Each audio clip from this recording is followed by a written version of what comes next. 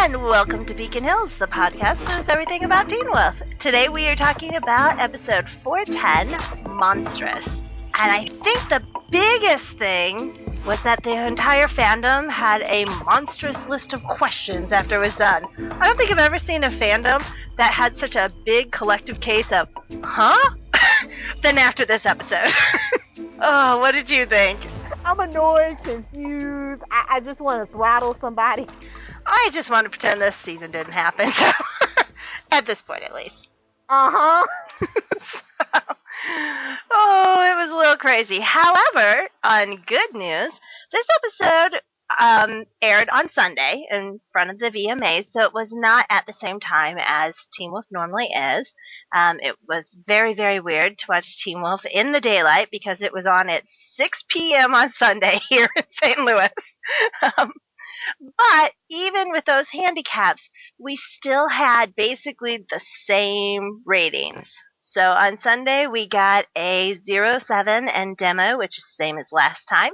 We had 1.438 million viewers, and last time we had 1.484 million, so it was pretty much the same thing. Then the encore on Monday, which was shown at the normal time, got a 0.5 in demo and 1.086 million viewers, and that's not bad for an encore. Of course, there were a lot of people who weren't quite sure that it was on Sunday, so even some of the cast didn't know that, apparently.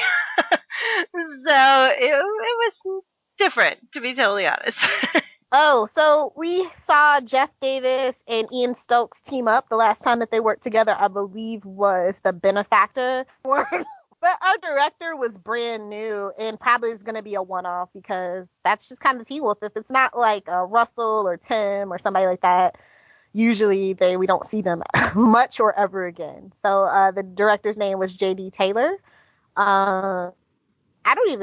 I'm assuming it's a guy. They don't even have a link for him or her or them. So I couldn't tell you much about this person. Synopsis, I'm going to keep it short and simple, courtesy of the Teen Wolf Wikia. This time again, because I'm lazy and I really don't care about this episode too much. So Scott and Kira protect the remnants of Satomi's pack with the help of Argent, Derek, and Brayden. And Malia and Styles team up to uncover the origins of the Deadpool.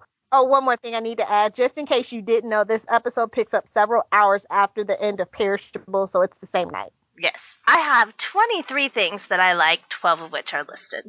Okay. I have like 9 that I can stretch to 12. Love the silent conversations that we are getting in this season. We're getting more of them than we normally do, and we're getting them with people that we normally don't have a lot of interaction with, or at least not silent interaction. So in this case, number 12 goes to Malia and Styles, who had their own silent conversation. We didn't need as much exposition with them as we got, but we also got many moments where they aren't saying anything, and yet they both know exactly what they are thinking, and so does the audience. I think that both of them are tremendously talented, and so therefore the conversations that they have in silence almost always work. I'm just going to get this Liam thing right out of the way. I'm still really enjoying the realistic portrayal of a person's reaction to the supernatural. He is not Isaac. He doesn't just jump on the back of Scott's bike and say, yeah, let's go for Mexican. You know, I kind of like that about Liam. You can say what else you want about it, but I like this kind of realistic reaction. He's like, I can't believe you guys have been doing this. How are you all still alive? And true, and not all of them are, but I do love that line. I love his reaction. I love that he's just not racing into the fire with Scott. Number 11 for me, Mama McCall and Styles. There were issues with the scene, obviously, but I really like how she always steps up, and she's always there for Styles, and I just think that those two together are awesome. Absolutely love the Sheriff and Lydia interactions in this episode. Number 8. Oh, I do too. I think there were some really, really great moments between them. And I think they balanced each other out pretty well. I liked at the beginning when they were talking about, and I just lumped all of Lydia and Sheriff together. There were things I didn't like with them, but for the most part, I liked at the beginning where Sheriff is like, I thought I told you to go home. And she's like, yeah, I thought I told you that wasn't happening. And they're kind of just together exhausted together. I thought Yep, that was and a I great love that moment. it was his jacket and not Parrish's jacket. Yes, absolutely. I really, really like how Lydia was telling Sheriff to back the heck off of Peter. I thought that was a great scene. It was the only logical thing to do. So I liked how she did that. I just thought that they had some really great lines in there too, and I thought that where was it? Oh, Lydia goes, "What did she say, Sheriff? Hard to tell. There were words. I'm not sure there were actual sentences. I think we need a psychologist or a medium." And then the next morning, Lydia, "Did they get anything out of her, Sheriff? Should have gone with the medium." Number 10 for me was the only time I laughed about money woes in the whole episode. And it is Malia. "I could break it." Styles, "How about you not? Already owe this hospital enough money." Okay, so I finally can say something positive about Kira after 10 episodes. She kind of kicked butt this episode. She wasn't a complete and utter fail. And I was so proud of Jeff for writing this for Kira. You don't even know. Number 6, Kira kicking butt with her katana in a monsoon. Number 9, Peter and Kate. I hate Kate, but I like Kate with Peter. I want to talk about Argent. He came back in this episode with the vengeance as well. He brought the action. He brought a little mystery and intrigue with the yellow flower and the safe. Even though like we saw him with Mama Fratelli or whatever, saying the usual Hunter's code, it just doesn't feel that way. And I'm just glad that he hasn't really actually been living up to that. Like he's all about helping Scott McCall. Like that is his mission in life right now. And I enjoy that about Argent. I had a lot of fears about Argent coming into the season with the death of Allison and what that meant for the character. But when he shows up to kick butt and take names. I'm going to go with callbacks to earlier times. Meredith heard Lydia scream Allison's name, and that's what kickstarted the rest of the events. I like that continuity.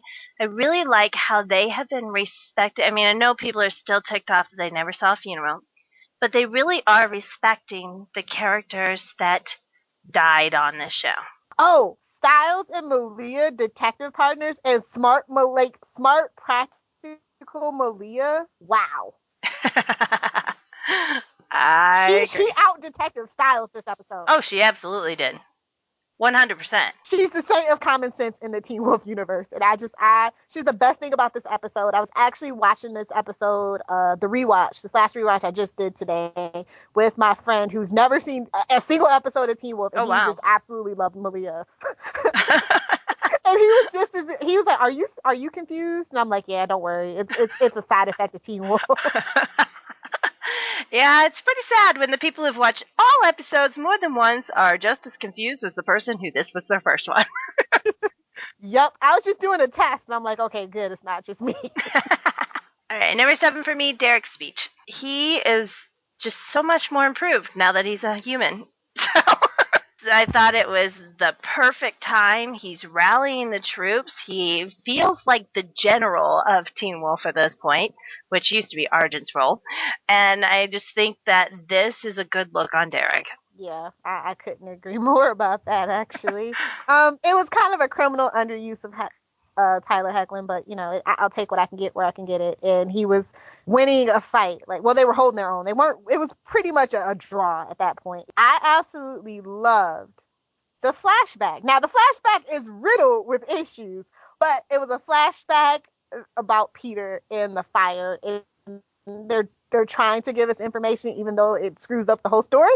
But they're trying. They're trying to fill in the blanks for us. So I have to kind of give them a little, a Dewey button, a little red star. They don't deserve a gold star, but they'll get a red star for trying. There is a lot to love about that. There's a lot to go, what about that? But there was a lot to love. I'm going to talk about that and actually, I'll just flip that one up to now, too.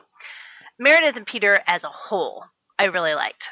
I actually liked them better before Peter kind of sucked himself into her consciousness. I really love how the very first thing that Peter does when he sees Meredith is ask about his money. I also really love Meredith's face touching fetish.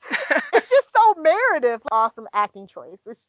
But I thought that everything Meredith and Peter was fantastic. I like that Kira actually saved somebody. She saved Tommy's whole pack. She was just a woman on a mission with a plan. She took him to Deaton's, and then she goes, let's find another place. I don't think they're safe here. I like that they really tried with Kira with this episode. I was just very impressed with Kira. I said you even deserve the kiss with Scott. I didn't go that far. But she is my most improved character of the night. I'm going to say Argent and Satomi. They were absolute and utter filler, but I really liked those two interacting together. I like how they both have made such a big change in who they are and their outlook on life. And I like how they both brought it up to each other. Finally, they found that damn hidden room me and you've been speculating about, right? Just how hard is it to find it? A little hidden room, that wall was so thin. Not to mention, Giles punched through it. That's true. That is very true. That's a very good point. My thing is that it wasn't like there was a whole lot of other stuff in the room to make it kind of hidden. But I did like that it's the two of them playing detective, figuring it out, getting their groove back, I guess. Number 4 for me, Peter Snark. Oh, love him. Absolutely love you, buddy. My favorite snark from Peter was this. Oh, I think that girl's pilot light went out a long time ago. Sheriff, not to question the unquestionably sterling reputation of your department, but are you absolutely sure you got the one?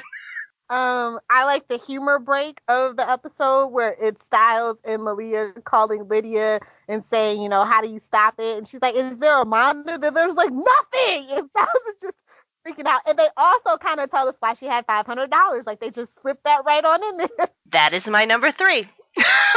I like the trio combination of Lydia, Styles, and Malia figuring out how to stop the computer. And by the way, I also have that they told, where Lydia got her money from. I have that on my list too. Something that I absolutely loved about this episode is that they only had one song. Number 2 for me was my favorite quote of the night, and probably the quote that got the most play on Twitter, and that is Peter. She was listening to the ranting and raving of a lunatic. Former lunatic. I'm much healthier now. One of my favorite things was after Lydia says she doesn't believe that not all monsters do monstrous things, and Meredith goes, who? And of course she goes, Scott. And I love how Meredith turns it back around her. It says like you, because she hasn't done anything but try to help. And the way that she looks at her, I just like that little moment between those two. I have a real problem with that scene, so I couldn't live in that moment. But for me, by far, the best thing about this episode is all the action scenes from the very beginning all the way through the middle. This was a Teen Wolf episode as far as action goes, and I've missed it. My number one thing about this episode is the varied character interactions. There were just so many. We had Scott and Argent again. We had Scott, Argent, Derek, Braden, Kira. Are you serious? We had Lydia and Sheriff, Peter and Meredith. It's just everywhere you looked, it was something unusual. And then... All right, that leaves us 2 issues. And I will say that I have an equal number of issues, 12 of which are numbered. You probably have all the same ones I do, but I just want to start off with this because I guess the biggest thing of the night that really, really just makes me so mad is the Shenanigan timeline. Yeah, I didn't even bother to put that one on there because number 1 for me is nothing makes sense. Nothing. And the timeline is part of that. Go for it. Okay, first of all, the first thing in the timeline that I want to talk about is that it clearly stated that in 2009, Peter was 38. Now, if we go back to the eye color episode, it clearly says, Peter couldn't have been more than 4 or 5 years at the most older than Derek. But Derek is supposed to be in his 20s. That was 2009, which is 3 years ago in Teen Wolf timeline. And the fire happened 7 years ago. So you go with the Peter problem. I'm going to take the Meredith problem. Meredith was in the White Room 7 years ago. 7 years ago. 6 years ago, she was released from the hospital. Between 5.5 and 6 years ago, she was released from the hospital and sent back to Eichen House, as far as we know. 7 years ago, Meredith looks exactly the same as she looks now. Exactly. So either Banshees do not age, and we're going to have Lydia permanently at 18 for the rest of her life, or something is absolutely shenaniganin. This is what's wrong with Meredith. Meredith's medical chart shows her mission date of 10/12/09. It shows her birthday. Her age is 16, but her birthday is 11/23/1998, which is impossible. She would have been 11 in 2009. And since the show is in 2012, this will place her hospitalized 2 to 3 years ago. But like Lydia says that Meredith's time in the hospital came just after the fire, which again is 7 years ago. So Meredith and Peter shared the hospital 3 to 4 years ago, after 3 or 4 years after the fire. What? Yeah, everything about the timeline is screwy. Because you've got Granny Banshee, who is, 36 in the episode? 38? Maybe 42, I don't know. But she certainly wasn't Granny age. Banshees really don't age, but Meredith should not look 11. Should look 11, at least back then, if that's the case, and she doesn't. They needed a different actress if they were going to do that. Well, and then we have when exactly did Granny Banshee die? Because we seem to be going back and forth, and it makes zero sense. Just none. And then how does the timeline get reconciled with the freaking computer? My problems with the timeline started with the Granny flashback last week and has not been satisfied yet. It just, all the ages are wrong. All the dates seem to be screwy. Nothing makes sense. That's my biggest one, though. Number 12. Intense assassin scene. Look at the pretty yellow flower. What? This is the kind of filler that's not okay. That was the Scott looking in the duffel bag scene of this week's episode. Yep. For later, for future reference.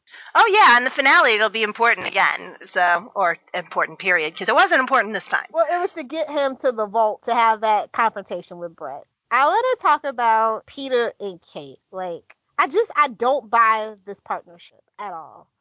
I don't know how they haven't turned on each other. Like, what is in it for Kate, honestly? I don't know what is in it for Kate, but next week they turn against each other. So. But do they really? I don't know. I actually don't think they do. I think it's a red herring. But yes. I mean, they showed it in the preview. She really does think that Peter can help her control things, and she knows Peter well enough to know that he's usually on the winning side. Yeah, but I mean, with Kate, she should know that he would turn on her in a heartbeat. Yeah, I mean, I just don't get what it's getting out of Kate. Like, be out of control. It's fine. You killed all those assassins. I think you're taking care of yourself just fine. Who cares, Kate? You're out of control as a human. So, I mean, for me, I just don't get it with the Kate thing. I can see where you have issues with that. Number 11 for me. Stiles casually roots through the broken glass.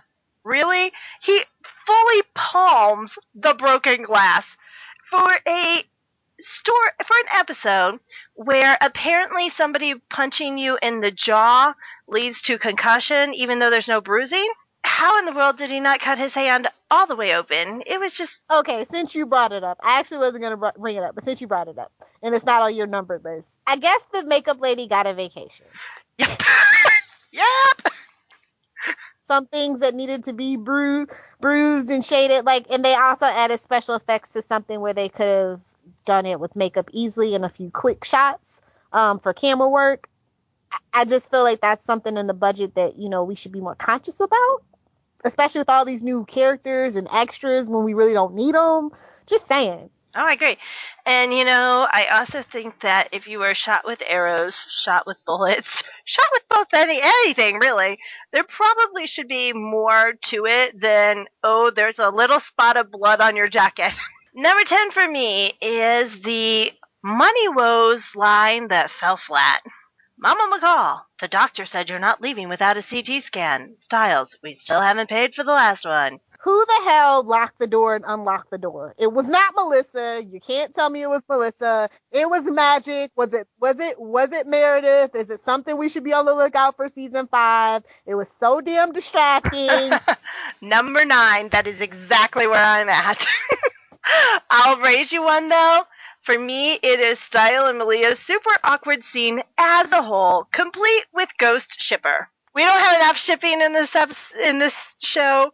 Now, season 5's big bad is going to be the ghost shipper? Come on. What the heck, Teen Wolf? That is my biggest what the heck moment also. Are you kidding me? Oh my god, what if it's Claudia, the ghost of Claudia? That's what I was thinking. I don't need side plots. I need the main plot to make sense. And it doesn't. So I don't have time for this nonsense. Alright? On the plus side for this scene, I'm glad that they are now reconciled and we don't have to deal with this anymore. The whole Styles channeling his inner Allison did not work for me. Are you really trying to say that we're still talking about Mama McCall here? Really? Please shut up. Because you're not making any sense. And this is the worst apology I've ever heard in my life. I will say that the saving grace of that scene is that Malia said that she really likes Styles as opposed to loves him. Because that would have made me vomit. Really? It was that easy finding a key to get all the contracts terminated? Really? Let's just say what everybody's thinking. Why the heck did we have the benefactor if this is how it ended? Okay, I wasn't going to be the one to say it. I'm glad somebody else said it. I've been extra negative about this season, even though I've been trying my best. But thank you for saying it. It is such a crushing disappointment. I actually don't think the benefactor storyline is over yet. I think we've got one more twist to go. I think we have to. If it really truly is over now, and now we're going to focus on Peter instead of the benefactor, then they never should have done this storyline. Period. Number 8, Kira, I loved you in this episode, but for goodness sakes, shut up. Every time you open your mouth, your character nosedives, in my opinion. Now, this is just tech geek me. I'm sorry. I know it's tedious. I know it's nitpicky. But the machines shown are not anything I've ever seen IBM produce, especially not during the 1970s. They used a 2401 series, and they were horizontally aligned. Just gonna throw that out there. You're gonna make a big deal that she worked at IBM, at least try to get the machines right. Okay? That's it. Moving on. Yeah, I'm going to go with that as nitpicky, but that's okay. Because I'm going to go into the thing that makes me opposite of everybody else in the fandom. Number 7, time out for Liam's fears. I understand that it's a natural reaction, but for the love of Pete, could we please stop putting it in the only good moments of Teen Wolf this season? We got Kira kicking butt. We're full action. We've started off great. And then it comes to a screeching halt. Congratulations, Liam. Your relationship with Scott is now Allison. Every single time this kid is on screen, every bit of the momentum is sucked out. As much as I liked the warehouse action scene, I don't get why they tried to make it feel like the Matrix with a seamless, endless sea of villains just coming at them. Like, just what? There's too many. You're damn straight there's too many, but I swear it was only 6 of them when they marched in. How they all splitting that damn money? Really? Agreed. Number 6 for me. Everyone blaming Peter. I still have zero understanding why Sheriff is pulling a gun on Peter. The only thing I can come up with, which actually ties into number 3, is that the morphine is affecting his brain. That doesn't even make sense on a Teen Wolf level. Do I get that everybody hates Peter and have absolutely every right to be suspicious of him? Absolutely. But this is the one time when you really can't blame him. So, out of all the times that you could have blamed him and didn't, you're going with this? Everything about Sheriff and Peter made zero sense to me. It fell out of character, and I don't like that. I will give you that. I had a big problem with that too, but I also have a problem with the writing of this, that, it was the seed of Peter's unconscious mind that gave Meredith the idea. I feel like because they wanted it, they gave us all the clues that, hey, it's Peter. Yeah, it's Peter. And I just feel like this is kind of a lazy, cheap kind of way to fulfill it and then not fulfill it. You know what I mean? Oh, I absolutely understand what you're saying there. The wine isn't wine. The recorder, the record player isn't a record player. The room isn't a room. Okay, thank you, Lydia. Captain Obvious strikes again. Oh, where to start? Where to start? I'm just saying, the red, even if it wasn't wine, it was red and should have still left a stain. Like, I am just like, oh my God. The episode, the physics, nothing makes sense in the Teen Wolf universe. What was that? What? Number 5 goes along with number 7. And it is, yes, why not stop in the middle of assassins killing people all over so that we can A, kiss, B, have kid fear, C, have Parrish worrying about a minor, or D, straight up making up. Making up, oh, I'm scared, and ooh, I want to do you, is not a time in the middle of Assassin City. That threw the pacing off completely. For me, one of the other problems I really had was Meredith. He's the alpha. He's always been the alpha. He'll make it right. I was like, is this supposed to be a comedy now? Am I supposed to laugh? I think it was supposed to tell us that Meredith is either A, as naive as Kira, or B, the secret villain all along. Again. I don't know, but she's just so doe-eyed about it. It was just really weird and creepy, though. That is the one element about it with her. Like, it almost seemed like an infatuation with Peter in some parts of it. Number 4 for me, Scott goes to Kalian. Scott can't go evil. He can't. Styles could go evil. Scott cannot. He is the moral center. He's always been the moral center. He's the knight in shining armor. He is Captain America. He can't go evil. I just don't see the Teen Wolf fandom going in this direction. And if that is indeed that season 5 we're going to have evil Scott, it's going to fall flat. I don't think that it's dark side. I think it's some more to show the evolution of an alpha. I'm hoping that it's not necessarily dark side, but it helps shine a light on what a werewolf is, what an alpha is, what it means to be a true alpha, because he didn't have to kill anybody for his power and all this other stuff. I hope that it's not a dark side storyline, because those things never work. It always blows up on at least one side of the fandom, and that's just not what the Teen Wolf fandom in general is built on. I totally agree with you about that. Okay, another thing I don't understand is the conversation between Kate and Peter. She's like, she says everything still went exactly his way, but Peter needed to dig his nails into Meredith to see what she was talking about. I don't think that's what they were talking about. Because what Peter needs most in order to achieve his plan to kill Scott is to get rid of Scott's pack.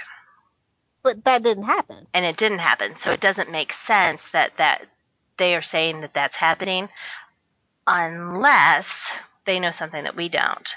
I get what you're saying, but like the way that conversation went is definitely they're talking about something that we're not privy to yet. But why put it in? Just another needless, cliffhanger. Number 3. It is technically the next morning. So we had episode 9. It continues after episode 9. And now it is the next morning. That same morning that Sheriff is scheduled to have surgery to remove the bullet out of his shoulder. I don't think he went in to have surgery. And I'm pretty sure he was on a morphine high. So, how exactly did Sheriff become competent to, even stand on his morphine high at the beginning of this episode? Much less be talking to Meredith, who is Looney Tunes. And, again, I really am having trouble with this bullet removal as elective surgery. I still have zero idea why he got shot in the first place. Lydia, stop leading the witness and let Meredith actually talk, because I don't believe a word that is coming out of your mouth, because again, none of it makes sense. Number 2, Meredith. All right, where to start in this hot mess of an episode? Yes. I said it. I finally said it. It was a hot mess. It was a hot mess. I think that I'm going to go into words that I don't usually say, and I'm going to call it a clusterfrack. Because that's what it was. First off, we start with Sheriff, who legitimately tells us that Meredith is competent and a criminal mastermind. Then, not 8 minutes later, we have Lydia go into the room to talk to her, and suddenly all Lydia is talking about is how to blame other people for what Meredith has done. And then they all believe her. She is admitted to basically being a mass murderer, and suddenly every single character in there is feeling sympathy for her and blaming Peter. When, first off, they have no proof, except for Meredith, and she killed people. This is like Deucalion all over again. Deucalion was worse, don't get me wrong, and I like Meredith, I do, but there's going to be zero consequences, and this whole storyline is dead? Really? I don't know if it was like literally like trying to lead a witness into a trap is what maybe Lydia was doing, but then like everybody did feel sympathy for her. I just got really confused and didn't get it. I'm not one who's absolutely irate about this episode, although there are many, many people who are. But this is the part that I was at a complete loss for words. I was just like, am I missing something? Did my cable station, like, did my cable company, like, screw me again and this is a bad copy of Teen Wolf? At the very least, they should be suspicious of her. She looks suspicious. Like, when Yes. Lydia says, I want to talk to Meredith, her eyes pop open. Mhm. She's doing all this shady suspect stuff Yes. that we see as the audience, but they don't. Mhm. So, I mean, on that side, okay, whatever, sure. But still, she admitted to it. Crazy or not, she still admitted to it. And Mhm. I just don't understand. Not to mention, she is powerful enough to compel Douche-Orderly to do things. Even that alone should make them at least wary. Sheriff should not trust her because he's a cop. Lydia shouldn't trust her because she's definitely more powerful than Lydia is. And Lydia's not an idiot. Paris shouldn't trust her because, well, she admitted to being a mass murderer. I do not understand any of the character reactions in this one. They're all out of character. I know what it is. I doubt this is actually what it is. Maybe Parrish isn't the empath. Maybe it's Meredith. Maybe that's the type of banshee she is on top of the other stuff. Maybe that's her special gift. And she can twist people into feeling what she wants them to feel. I am hoping that she has power over these 3 characters. I don't trust Meredith. Number 1, nothing makes sense in this episode. From people's aging, to the non-staining red liquid, to the non-cliffhanger. Seriously, the cliffhanger is that Peter wants to kill Scott. Is there anyone who didn't know that? Then we have all the problems with the computer. All of them. First off, it's a computer from the 70s. It's apparently in the 2010 range. We're not quite sure. But apparently it is. So what you're telling me is that computers in the 70s did not ever break down, and there has been a consistent electric current to the lake house for all these years. Is that really what you're telling me? Not to mention, according to the timeline we've got here, the 70s weren't exactly raging computers at this time. So if Lydia's grandma is the genius that we are saying that she is, wouldn't she know how to work a modern computer as well? Really? Wouldn't she? It's unless she went to Eichen House immediately after Meredith went gonzo. If that's the case, then yes, then that makes sense that the 70s computer is in there. But But how did she get it drywalled over then? Because I'm not really seeing Lydia's father going, oh, this would be a great time to drywall over this computer from the 70s. I'm thinking more donation to a museum would be his plan, or just scrapping it. So, yeah, that makes no sense. And then my absolute favorite. The 70s computer has texting capability. Oh, Granny Banshee was definitely a genius. She should have took her ex to Apple, honestly. Oh, yeah. How does this 70s computer even interface with a smartphone or a printer? So, zero about this computer makes any sense at all. It's magical. It has to be. It's got to be like a Harry Potter 70s computer. Part of Muggle Studies. Enchanted. I don't know. Perhaps Mr. Weasley got a hold of it, because nothing about this computer follows with what's going on. Plus, if this computer was indeed drywalled in, how is it that Meredith is making changes to the Deadpool list? It's magic, Dawn. Meredith is a techno-pagan. I think it was Meredith that locked Styles and Malia in because it was an electrical lock. She is a techno-pagan. That's another one of her special gifts. All bad. Oh, I like I said, the timeline thing was the biggest thing for me, and everything kind of just falls apart in this episode. This is supposed to like really be building the momentum. We've got 2 episodes left, and I just really feel like they sucked the life out of me with this episode. That's my biggest problem with this episode after the timeline. Let's move along to main characters, shall we? Yeah, let's go into Scott. How did you feel about Scott? Well, he was finally interesting again. I mean that in a neutral way, not a good way, not a bad way. It gave me a lot of hope that, Jeff hasn't kind of dropped the true alpha story, or like even to flesh out what werewolves actually are, because, well, we had a lot of shenanigans about abilities and what alphas are, what betas are, what omegas are. So I'm feeling hopeful about that. And, I really did actually enjoy the moment with Liam because, like I said, they're really trying to overcorrect this character. Is he really an IED anymore? I don't think so. I think it's cute. I think him being a lycanthrope cured it. Honestly, I mean, if it's a chemical imbalance, and werewolves heal themselves. Erica's asthma cured itself. I'm just saying. I'm fine with that. At least tell me that's what happened, because right now it's like. So I was okay with Scott. He really didn't have any leadership skills. Like he was the action star of this episode. But I like when Scott is delegating and he's around his pack, and I just miss it. Like, we have not seen that this much this season, and Scott's character is suffering. I found everything about Scott meh today. If not, Deucalion. Which is not a compliment. I see where you're going, but I hated every part of it.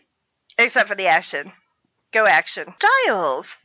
He was part annoying, part obnoxious, but also I like him taking a backseat to Malia. I'll just put it that way. I don't know what's going on with this kind of bipolar writing for all the characters, honestly. And it's a Jeff episode, so I was really shocked. He really likes the character of Styles, but I think that he has stalled out after the Negatsuni line, and he kind of wants Styles to be more season 1, it feels like. Mm-hmm. Which means annoying. We get more annoying than good stuff. Mm-hmm. I just want to co-sign on everything you just said. I will raise you a Eric Gibbs slap. Seriously, Styles? You ever talk to Mama McCall like that again? I'm going through the screen. I'm smacking you. I was like, listen, you smart aleck little brat. You can talk to douche dad like that, but you not talk to Mama McCall like that. I thought I was the only one feeling that. Like, what? I didn't get that. I was just like, what? Mm-hmm. It better be the concussion talking. Yes, it better. Because that woman deserves all respect. And I gotta say that it's in my unmarked ones, simply because there were so many things that were an issue. But, so that's my first problem with Styles, was that scene. Then there's the awkwardness that I didn't care about. And then he got good again because he's working with Malia and Lydia to solve a problem. If you are going to screw up Styles' character, just leave him in a group and let him do his stuff. Derek. Yay, speeches. I was going to say, Derek continues to have another damn good day. I am so impressed with that. That is the best thing about this season. He might not have claws and teeth, but he is just living the dream, son. He is just living the dream. Hey, he's fully human and he didn't get shot. Or stabbed, or tortured, or electrocuted. He gave a rousing speech. He brought in his partner Brayden. He got to shoot some bad guys. Another good day for Derek. Keep it coming, yes, please. It's like you keep giving those speeches. Be wise, Derek. I like you.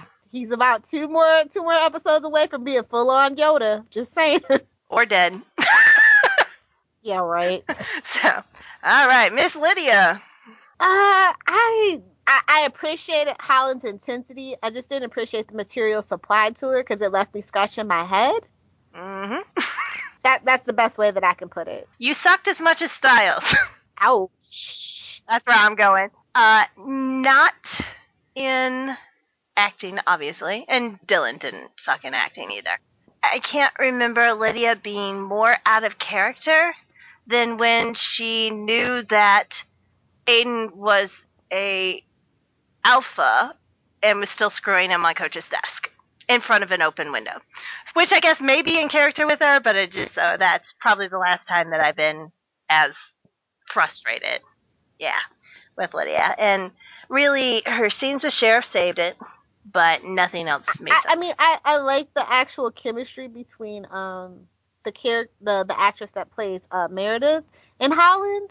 Like, it was just the material. It just killed those scenes, but I did appreciate the intensity that they gave it. And I thought, some of the small acting choices were nice. Oh, they're definitely accomplished actors. I absolutely agree with that. Yes. All right, Miss Malia.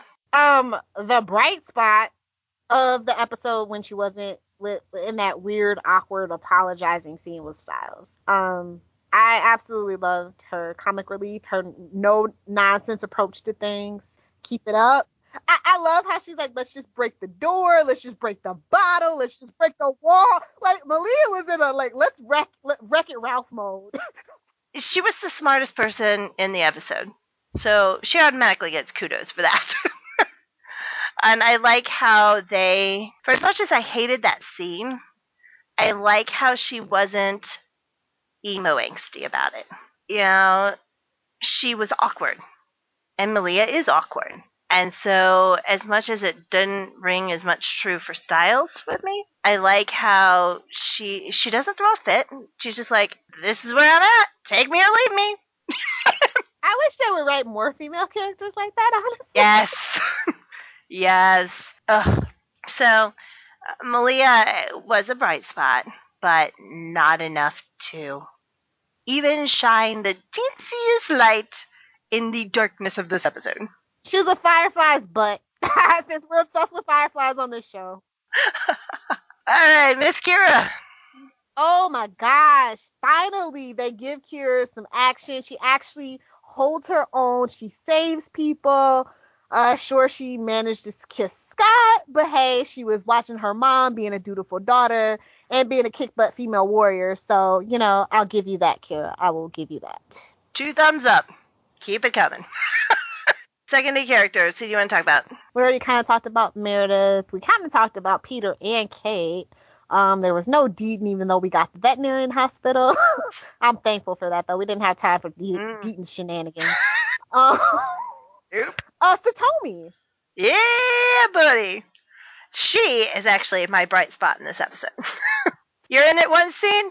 Perfect. You took it away anyway. She's my bright spot of this season. I like that we have an older woman who is an alpha and she's actually capable. We actually do have a capable alpha and it is a female, kind of reminiscent of Talia. And I like that. Yeah, and apparently reminiscent of Talia is that neither one of them decided to train their people. Well, she is a Buddhist, kind of a pacifist situation. But Brett seemed like the one contradictory thing, well, of the many, of the episode is old. They don't look like fighters. Brett looked like he was ready to rumble, son. Like, he was like, any given moment, yeah, let's do this thing. I think he was tired of getting his butt kicked. He's like, if I'm going to die, I'm dying fighting. And, I hope you just die, but I appreciate the thought. So, like I said, I already kind of talked about Argent. Well, I do kind of want to talk about Brayden because there's an interesting theory about her going around. I hope that it's not true, that she's a supernatural creature. She might be a werewolf. But I blame it on the writing, honestly. I don't really think that's where they're going. I just think that they just have a really bad time with continuity. Wouldn't surprise me one bit if she's supernatural. It would surprise me if she's a werewolf. Because, again, you would think that they would be able to sense that. Perhaps she's part of Tony's crew. I'm not buying that theory. I totally buy that Brayden is supernatural because 1 in every 3 people are in this show. It's like Fesson and Grimm. I think that would be a mistake, though. I like Brayden I like her as a bounty hunter, as a human. We don't need one more supernatural creature on this show. We just don't. I agree with that. We're kind of losing the human element. Besides money woes. I mean, that's what they think. Well, even Styles has been a kind of a supernatural creature at this point. I mean, sure, he's not anymore, but he has been. So, as long as Styles stays the human component and we get a couple more people, I'm good with that. I'm okay if Brayden is a supernatural, provided, 1, she knows she's a supernatural. Nope. And we're not playing this stupid, ooh, what am I now game. 2, it doesn't make her evil. Well, she screwed Derek. So chances are. I would rather her be supernatural than evil, because that is pretty much where all of Derek's girlfriends go. And I don't want her to be crazy either, because apparently everybody in Beacon Hills is crazy. So, and 3, as long as it is an interesting story in its own right and doesn't become a plot device. I know she is going to be a werewolf and she's going to, give her powers to Derek, and that's how come he gets to be a werewolf again. I bet you. I literally bet you. Well, I will tell you right now that I am 3,000% happier with that scenario than Scott biting Derek and making him his beta. But he doesn't actually have to be his beta. He can choose to be an omega and re-rise to the ranks of an alpha. He doesn't have to be his beta, though. I do not want Scott having anything to do with Derek and his powers. Period. I hate that. Villain of the week. Villain of the week.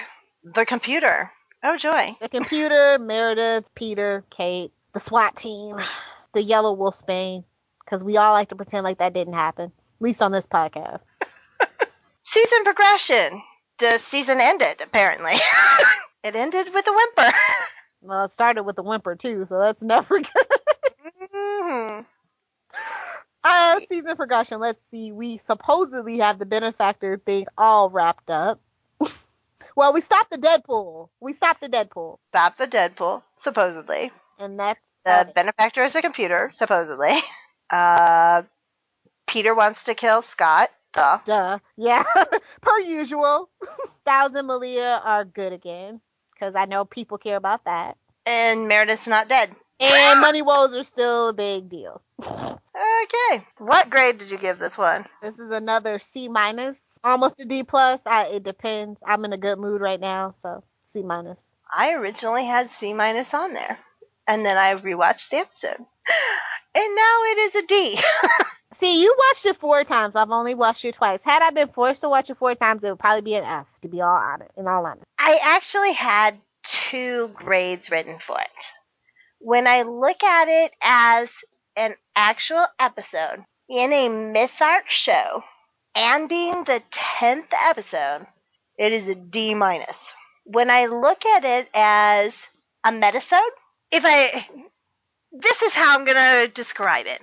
When I was tweeting, I wrote, "Are we sure Ben Edlund didn't write this?" If it's a Bizarro world where it never really happened and I'm just supposed to go through and laugh at everything, it is a total B. And I did watch this once in a just let's laugh at what's going on here kind of way. I like half of every scene. So, what's your MVP of the episode? My MVP? Nobody. Absolutely nobody or nothing was the star of this episode. I mean, in a good way. Actually, you know what? The villain of this episode should have been Logic Fails. Yep. I agree. 100%. My MVP, when I was first straining my brain to find an MVP for this episode, became the non-wine, non-stain, because it was the answer to everything. But then I went back and I decided that the relationships between the characters were probably the best thing. And which leads us right into best character interaction. Oh boy, that's a toughie because we had a lot of good ones in a really mediocre episode. But Yep. I really like for small moments with flaws, I would go with Scott and Liam. For big moments, I would go with Peter and Meredith. I divided it into 3. The ones that didn't drive me nuts winner is Argent and Satomi. The we need to get more of these together was Lydia and Sheriff. And the wow, something actually happened in this episode was Peter and Meredith. So what was the best reason to watch? The character interactions, honestly, they were varied and they were and plentiful and interesting. My serious answer is action. My first answer was so you could be confused like the rest of the fandom and really feel like you belong. Any miscellaneous ones? What's the point? Dear Jeff Davis, you brought Kate back. But seriously, she's had and not that I'm complaining, let me make this clear, not that I'm complaining. She's had a total of maybe 5 minutes and 7 seconds of screen time. What's the point of that? Shock value? Just say yes. Just nod your head. Sincerely, a concerned fan. I'm going to go off yours, and I'm going to say most missed opportunity. Sweetie, you've put Nike on every single thing. Just give Kate a Pantene t-shirt and go with it. Because every time you see her, her hair is flowing in the wind. Even in the sewer, son. Like when she comes up behind Peter. Seriously, you missed some great product placement there. Oh, minor missed opportunity is the room number that Styles was in was 115. It should have been 117. Just saying. Yep. Makes sense. Most improved character? Kira. Hands down, without a doubt. Mm-hmm. If you put, when Jeff puts his mind to something, he can fix things. That's why I have faith. That's why I continue to have faith in this show. I have faith in this show because one bad season doesn't make a bad show. We've got 2 episodes to pull this season together, and that would be a minor miracle. Okay, well, we have no email, but that's okay. It's still time, and I think we might even do a season 4 wrap-up maybe this time. Just gonna pressure Dawn on the spot right here. We still have 2 episodes, so we might do that. So you can still send in your questions, your theories, your predictions for season 5, what you'd like to see, what you wanted to see in season 4, stuff like that. And you can reach us at teamwolf.smgpod@gmail.com. Our Twitter is @Beacon Hills. Our Facebook is facebook.com/welcome to Beacon Hills. And then, of course, our Tumblr is, yes, you guessed it, welcome to Beacon Hills podcast.tumblr.com. Feel free to reach us through any of those methods. We really want to talk to you. We really want to shout you guys out. We love interacting with the fans and the viewers. So yeah, and if you think we're completely crazy and this is the best season of Teen Wolf ever, well, I'll think you're crazy, but please let us know.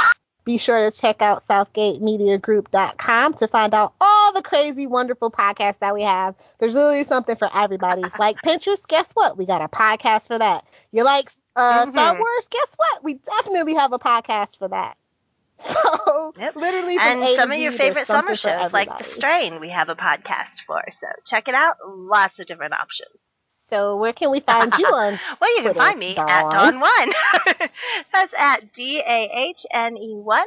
My blogspot is at dahne1.blogspot.com. And probably for me, the biggest thing coming up is in 2 to 3 weeks, I'm going to do a last week in TV summer review. And then after that will be my fall preview. So if you want to know what I'm wishing for in all the shows I watch, then check it out. Okay. Well, you can find me on Twitter at Lilith Hellfire. I actually do a live tweet of the old Flash TV show every Tuesday at 8 o'clock Eastern Standard Time. John Wesley Shipp is going to be there September 23rd and 30th. John Wesley Shipp is the star of the original 1990s Flash TV show. He will also be playing Henry Allen, which is Barry Allen's father, on the new Flash over on the CW, which will be starting October 7th. So yeah, I'm really excited. He's a really cool dude. He actually, when we live tweet the show, like if you ask him a question with the hashtag the original Flash TV show, he usually answers. Like, he's such a down to earth guy. He was also Isaac's father on Teen Wolf. That is a wrap for episode 410, Monstrous. And hey, if you're confused about this episode, don't worry. It'll never make sense, and it won't matter 2 episodes from now, because, dude, it's Teen Wolf. If you would like to donate to help pay for this and other Southgate Media Group podcasts, simply go to our website, southgatemediagroup.com, and click on the donate button. It can be as little as $1 or, well, as much as you want. Help keep this fun going by supporting this and our other shows. Thanks again for listening, everyone. You're the best fans in the world.